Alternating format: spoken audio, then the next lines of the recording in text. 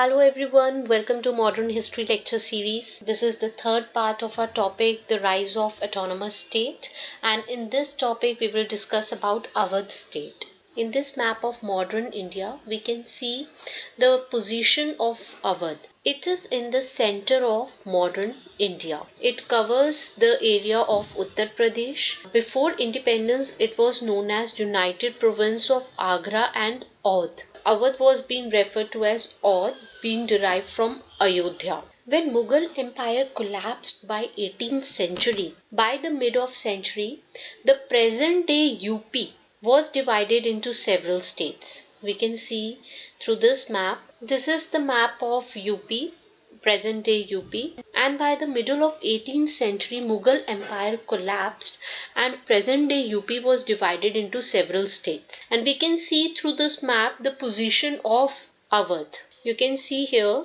this color corresponds to Awadh. So this is the region of Awadh.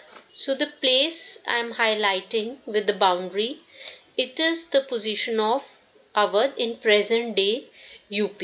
This region of Rohilkhand, this is the Rohilkhand region, it was being ruled by Afghans, and Bundelkhand corresponds to this region. It was being ruled by Marathas in the south. Okay, and then we have Doab region. Doab means a region, a land between Ganga and Yamuna. This upper Doab, we have here it's been divided into three: upper Doab, then middle Doab and lower Doab. This region was under Mughal Empire. So the location of Awadh state is where the location of Kanpur, Allahabad and Banaras cities are there in UP and present eastern UP.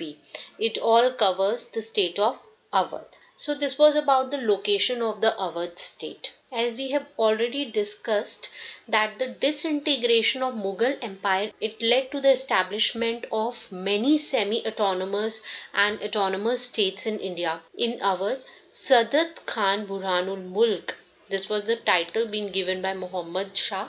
So Saadat Khan established the state of Awadh and he became the Nawab. He was the first Nawab of state of Awadh and ruled from 1722 to 1739. Saadat Khan assisted in destroying the influence of Sayyid brothers. He sided with the Mughal Emperor Muhammad Shah against the Sayyid brother.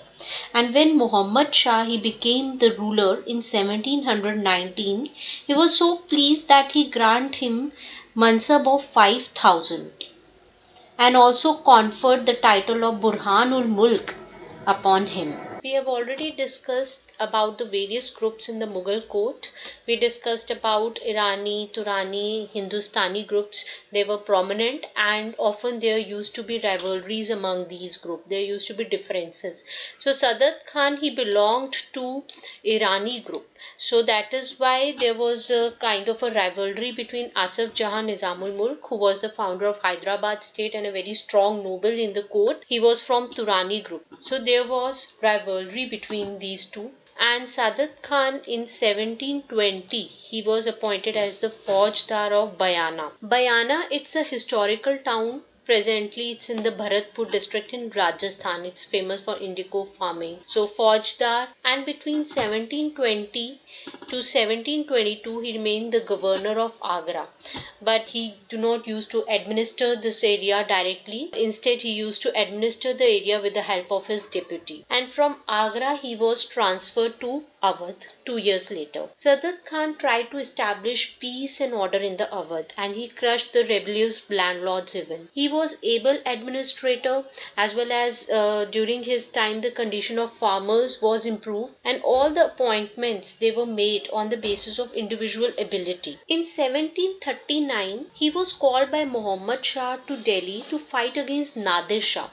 We have discussed in detail about the invasion of Nadir Shah in our last videos. And we have also discussed that because of his jealousy with Nizamul-Mulk, as Nizamul-Mulk was appointed on a very high post. Because of this jealousy, he tried to encourage Nadir Shah to attack Delhi. But when his dirty game failed, Nadir Shah demanded from Saadat Khan around 20 crore rupees, which Saadat Khan was not able to pay back, and because of which he was taken prisoner and he committed suicide in 1739.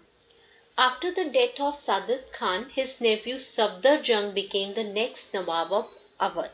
He succeeded his father-in-law to the throne after paying 2 crores to Nadir Shah. Safdar Jung became Nawab in 1739 and he remained the Nawab of Awadh till 1754. His real name was Abdul Mansur Muhammad Mukim Khan and he was appointed governor of Awadh by Muhammad Shah. In 1748, Abdali attacked for the first time, and in this first invasion of Abdali, Safdar Jung fought against Abdali, and Abdali was defeated in this invasion. At that time, when Ahmad Shah became the emperor of Mughal Empire in 1748, he appointed him as his wazir and also gave him the area of Allahabad. And that's why Safdar Jung was popularly known as Nawab Wazir. He was also appointed as the governor of Ajmer and Faujdar of Narnaul, but eventually in 1753 he was dismissed from his post.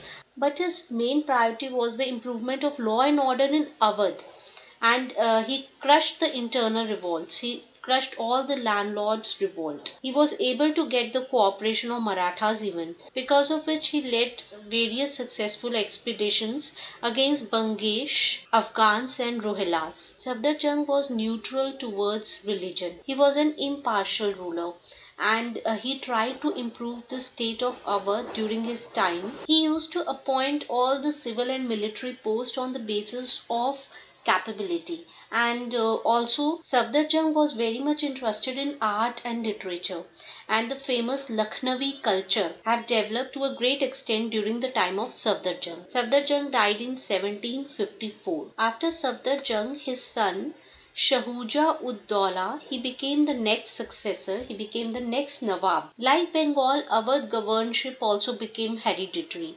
He was deputy Nawab of Awadh, and in same way like his father, he was also nominated as the Wazir of Mughal Empire. But he acted differently from his father. He sided with Ahmad Shah Abdali in the Third Battle of Panipat. In 1759, because of the conspiracy by Turani Wazir Burhan-ul-Mulk, Prince Ali Gauhar he fled Delhi because he realized about the conspiracy that led to the murder of Emperor Alamgir II. At that time, Shahuja-ud-Daula he protected Prince Ali Gauhar, who later became the Emperor of Mughal Empire with the name of Shah Alam. So he protected Prince Ali Gauhar. Later, when Shah Alam became the Mughal Emperor, he appointed Shahuja-ud-Daula as the Wazir. In 1761, when Third Battle of Panipat took place, we have also discussed about this battle in our last videos.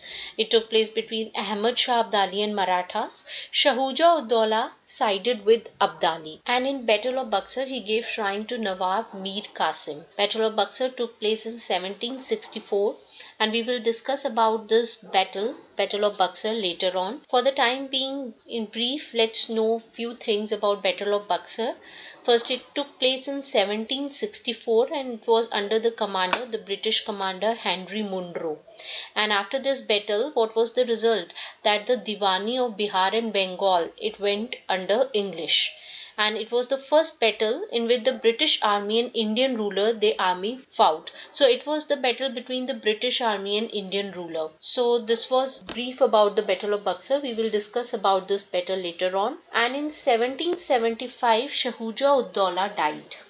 And after Shahuja-ud-Daula, his son Asaf-ud-Daula, he became the next Nawab and he ruled from 1775 till 1797. This was all about the rise of Awadh state. We will also discuss about the British influence in our coming videos in detail. For the time being, what happened that during the reign of Shahuja-ud-Daula, English influence increased over the Awadh province, but it increased more to a greater extent under the rule of Asaf-ud-Daula.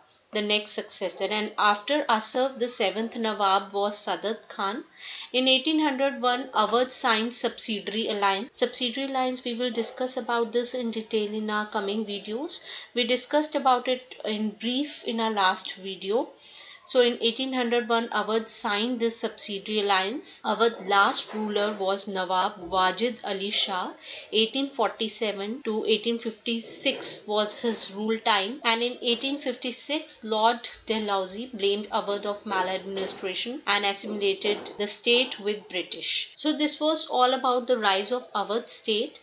We will discuss the influence of British over the Awadh state in detail later on. Our main concern was that how Awadh state became a new autonomous state during the rule of Mughal Empire, who was its founder. And that's all for this topic. Thank you very much.